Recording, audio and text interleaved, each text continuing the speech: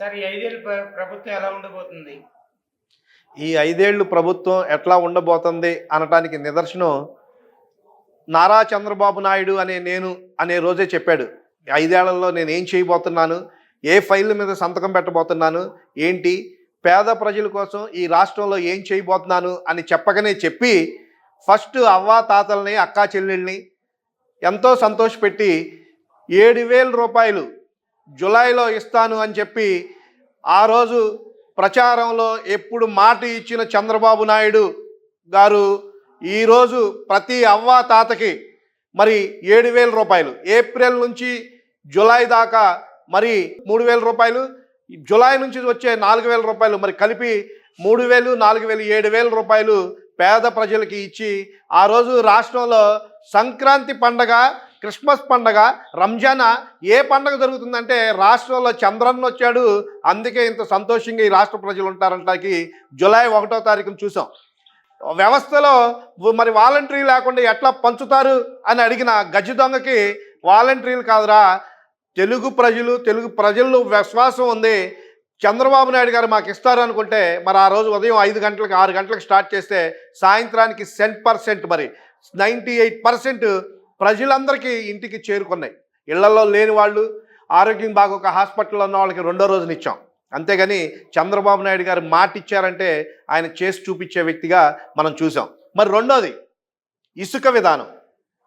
ప్రతి పేదవాడు ఎన్నో రకాలుగా ఇబ్బంది పడుతున్నాడు.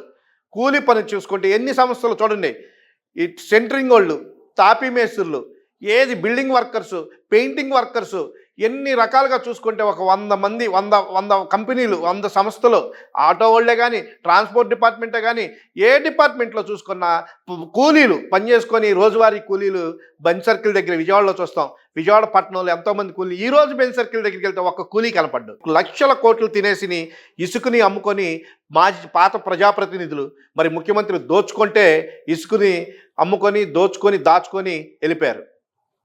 మరి అటువంటి వ్యవస్థలను కూడా చక్కదిద్దడానికి వచ్చిన నెల రోజుల్లోనే, మరి ప్రభుత్వం అధికారంలోకి వచ్చిన నెల రోజుల్లోనే, ముఖ్యమంత్రిగా ప్రమాణ స్వీకారం చేసిన నెల రోజుల్లోనే ప్రతి పేదవాడు, ప్రతి కూలి పని చేసుకునే వ్యక్తి సంతోషంగా ఉండాలని మరి ఇసుకని ఫ్రీ చేసిన ఘనత కూడా నారా చంద్రబాబు నాయుడు గారికే చెందిద్దని చెప్పి తెలియజేస్తున్నా.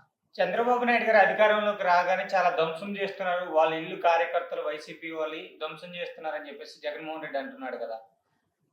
ఈరోజు కూడా మనం తెలుసుకోవాలి, ధ్వంసం చేయటం అనంటే ఆ రోజు విధ్వంసం సృష్టించిన మాజీ ముఖ్యమంత్రి, సైకో ముఖ్యమంత్రి జగన్మోహన్ రెడ్డికి చెందింది. కానీ పేద ప్రజల ఆశాజ్యోతి, పేదల కోసం ఆలోచించే వ్యక్తి, రాష్ట్రాన్ని అభివృద్ధి చేయాలి, రాష్ట్రాన్ని ఉన్నతమైన స్థానంలో నిలపాలనుకునే ఏకైక వ్యక్తి భారతదేశంలో, ప్రపంచంలో ఎత్తుక్కుంటే కనపడేది ఒక చంద్రబాబు నాయుడు గారే. అటువంటి వ్యక్తి ఎక్కడ ఎవరిని దాడి చేయమని చెప్పడు, ఎవరిని ఇచ్చేయమని చెప్పరు. మీరు ఇక్కడ గుర్తుపెట్టుకోవాలి ఇంకోటి, వైసీపీలో ఉండి మా నాయకుల ఇళ్ల మీద దాడి చేసిన వ్యక్తులు కూడా ఈరోజు మా పార్టీలోకి వచ్చారు అని అంటే మరి అది మామూలు విషయం కాదు. విజయవాడ పట్టాభిరామి ఇంటి మీద దాడి చేసిన వాళ్ళు కూడా ఈరోజు తెలుగుదేశం పార్టీలో కనపడుతున్నారంటే చాలా ఆశ్చర్యంగా ఉంది. మరి దాన్ని తెలుగుదేశం పార్టీ మరి దాతృత్వమైన మనసు, కానీ దాని మీద పార్టీ కార్యకర్తలందరూ బాధపడుతున్నారు. ఏ రోజు కార్యకర్తని మీరు ఒకళ్ళ ఇంటి మీద దాడి చేయకూడదు, ఒకళ్ళ మీద దాడి చేయకూడదు అని చెప్పారే కానీ చంద్రబాబు నాయుడు గారు ఒకళ్ళ ఇంటి మీదకి వెళ్ళి దాడి చేయమని చెప్పలేదు. ఏ నాయకుడి ఇంటి మీద దాడి చేయాలా, వాళ్ళు దాడి చేసుకొని చూసాం. పిన్నెల్లి రామకృష్ణారెడ్డిని అతను వెళ్ళి ఈవీఎంలు పగలగొట్టి అతను దాడి చేసి పోలీసుల మీద దాడి చేసి పేదల మీద దాడి చేస్తే మరి అతనేమో గొప్ప నాయకుడా? అతన్ని తీసుకెళ్ళి జైల్లో పెట్టారని బాధపడతారు. జైల్లో ఉన్న దొంగల్ని ఒక దొంగ వెళ్ళి పలకరిస్తే అది న్యాయమా? పేదలు బాగుండాలని చెప్పి విధానాలు మార్చుకుంటా రాజధానిని అభివృద్ధి చేస్తూ పేదలకి మరి ఇసుకను ఉచితం చేసి పేదలందరూ కూలీలు చక్కగా హ్యాపీగా ఉండాలని చెప్పి రాష్ట్రంలో ఉన్న ప్రతి పేదవాడు సంతోషంగా ఉండాలని చేసే చంద్రబాబు నాయుడు గారి మీద ఇటువంటి బురద జల్లటం ఈ సైకోగాడికే చెందిద్ది. కానీ ప్రపంచంలో ఏ నాయకుడు ఆయన మీద ఏలెత్తి చూపించలేరు. ఒక నాయకుడి మీద ఏలెత్తి చూపించామంటే 4 వేళ్ళు ముందు ఆ సైకోగాడినే చూపిస్తుంది, కానీ చంద్రబాబు గారిని చూపిదు. 1 వేలే చూపిస్తుంది, మిగిలిన 4 ఏళ్ళు మాజీ సైకోకు చూపిస్తున్నాయి. జగన్మోహన్ రెడ్డి గారు పిన్నెల్లి రామకృష్ణారెడ్డి గారిపై ఎందుకు పోరాడుతున్నారు బయటకు తీసుకురావాలని? ఎందుకు పోరాడుతున్నారనంటే మరి రేపు ఇతను కూడా ఆయన లోపలుండి అన్ని నిజాలు చెప్పాల్సి వచ్చి మరి పోలీసు వ్యవస్థ ఎంక్వైరీ చేస్తుంది. ఎంక్వైరీలో విచారణ సమయంలో అసలుకి ఇదంతా జగన్మోహన్ రెడ్డే చేపించాడా కావాలని ఓడిపోతున్నాం అని చెప్పి వీళ్ళు చేశారా అనేది కూడా బయటపడిద్దేమో. ముందు బయటకు తీసుకొచ్చేసుకొని బెయిల్ తీసుకొచ్చుకొని బయటకు తీసుకొచ్చుకుంటే అతనితో పాటు దాచుకొని నిదానంగా తిరుగుదామని. ఇప్పుడు ఇతను చూస్తున్నాం కదా, బెయిల్ మీద బయట తిరిగి 5 ఏళ్ళు ముఖ్యమంత్రిగా పరిపాలించి ఈ రాష్ట్రాన్ని అంటే చూస్తే బీహార్ కన్నా ఘోరంగా తయారు చేసి వెళ్ళిపోయాడు రాష్ట్రాన్ని. మళ్ళీ దాన్ని తీర్చిదిద్దాలంటే ఎంత సమయం పట్టిద్ది? అటువంటి వ్యక్తులు అతని యొక్క నిజస్వరూపం బయటపడిద్దేమో అని చెప్పి అతను బెయిల్ ఇచ్చి బయటకు తీసుకొచ్చుకొని అతనితో ఏ విషయాలు బయటకు రాకుండా చేయాలని మరి చూస్తున్నాడేమో అని అనుమానంగా ఉంది. అంబటి రాంబాబు గారు గంజాయి అనేది ఒక పెద్ద ఇష్యూ కాదు అని చెప్పేసి అంటున్నారు కదా, అది ఇష్యూ కాదా? అది ఇష్యూ కాదో అవునో ఆ సంబరాల రాంబాబుకే తెలియాలి. మరి ఆ రోజు గంజాయి మత్తులో డాన్స్ వేసాడేమో సంక్రాంతి రోజు. మరి గంజాయి ఉంటే మంచిదేనా? గంజాయి కోసం అందరూ ఇట్లా చూస్తున్నారంటే నీ ఇంట్లో నీ బిడ్డల గురించి ఒక్కసారి ఆలోచించు. నీ కూతుర్లు వారికి పిల్లలుండి వాడు కొడుకు ఉండి వాడు చదువుకుంటా 7వ తరగతిలోనూ 8వ తరగతిలోనూ గంజాయికి అలవాటు పడితే అసలు ఈ గంజాయి మత్తులో రాష్ట్రంలో గత 5 సంవత్సరాల్లో గంజాయి మత్తులో కూరుకుపోయింది బలహీన వర్గాల బిడ్డలే. రాసుకోండి ఇది. ప్రతి ఒక్క దళిత వాడలో చూడండి, ప్రతి విలేజ్లో చూడండి, దళిత బిడ్డల్ని ఎన్నో రకాలుగా ఇబ్బంది పెట్టి గంజాయి మత్తులో ఎన్నో రకాలుగా వాళ్ళు బ్లేడ్ బ్యాచ్ అని వాళ్ళ మీద ఒక ముద్రేసి సైకోలు అని చెప్పి దొంగలని చెప్పి ముద్రేసింది కూడా ఈ వైసీపీ ప్రభుత్వం. దళితుల మీద ఆ రకంగా కూడా గంజాయి మత్తులో తోలనాడాలని చెప్పి గంజాయిని విచ్చలవిడిగా తీసుకొచ్చి దళిత వాడల్లో దళిత బిడ్డల్ని మరి కేసుల్లో కూడా ఇరికిచ్చిన పరిస్థితులు ఉన్నాయి. గంజాయి అలవాటు లేని బిడ్డలను కూడా ఆ రోజుల గంజాయి కేసులు పెట్టారు.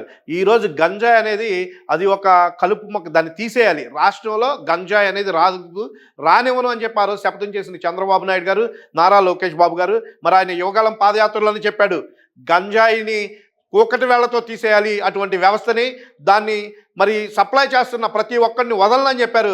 అదే క్రమంలో నడుస్తుంది. ఈరోజు హోమ్ మినిస్టర్ గారు కూడా మరి దాని మీద శ్రద్ధ తీసుకొని మరి అంత ముందుకు వెళ్ళటం అని అంటే మామూలు విషయం కాదు. గంజాయి అనేది రాష్ట్రంలో కనపడకుండా చేసే బాధ్యత తెలుగుదేశం పార్టీ తీసుకుంటుంది. దాంట్లో ప్రతి కార్యకర్త కూడా పనిచేస్తాడు.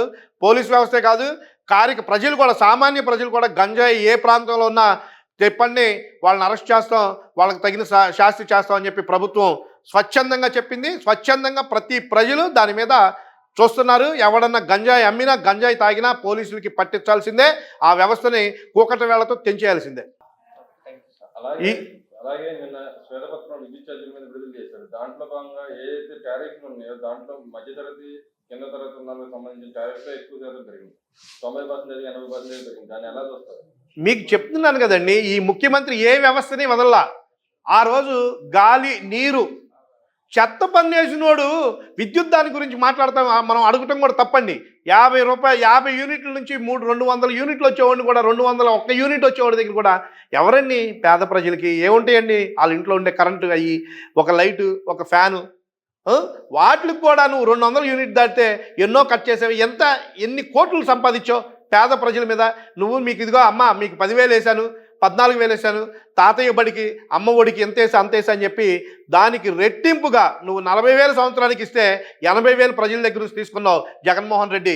నువ్వు అది గుర్తు తెచ్చుకోవాలి. కానీ చంద్రబాబు నాయుడు గారు ఈరోజు నిన్న శ్వేతపత్రం రిలీజ్ చేశారు. రేపటి నుంచి చూడండి 300 యూనిట్లు పేదవాడికి ఫ్రీ. ఆ రోజు చంద్రబాబు నాయుడు గారు ఉంటే ఎస్సీ కాలనీల్లో నివసించే ప్రతి బడుగు బలహీన వర్గాలకి 200 యూనిట్లు ఫ్రీగా ఇచ్చాడు ఆ రోజు చంద్రబాబు నాయుడు గారు.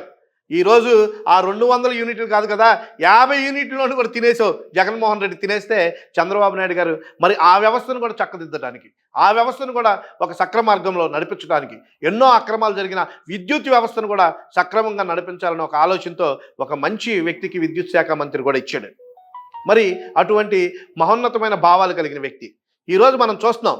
మరి జగన్మోహన్ రెడ్డి ఈ రాష్ట్రంలో తిరగటానికి ఇబ్బంది పడుతూ ఈ రాష్ట్రాన్ని వదిలేసి వెళ్ళిపోవాలి, ఈ రాష్ట్రంలో ఉంటే నా పరిస్థితి ఏమైపోద్దో, ప్రజలు తిరగబడి కొడతారనే భయంతో అతను ఈరోజు అసెంబ్లీకి రావాలన్నా పోసుకుంటున్నాడు. పోసుకునే జగన్మోహన్ రెడ్డి ఈరోజు పార్లమెంట్కి వెళ్ళిపోవాలని ఆశపడుతున్నాడు. ఎందుకంటే అతను దాచుకున్న డబ్బులు ఉన్నాయి కదా, ఆ వ్యవస్థ మరి ఎవరి కాళ్ళు పట్టుకునో ఎవరి దగ్గరికి వెళ్ళి ఆలోచి పడేయాలని చూస్తున్నాడో. పార్లమెంట్ గడప కాదు కదా, నువ్వు మళ్ళీ ఎలక్షన్ అనేది జరిగితే పంచాయతీ ఎన్నికల్లో కూడా గెలవడం ఈ జగన్మోహన్ రెడ్డి అని చెప్పి తెలియజేస్తున్నాం.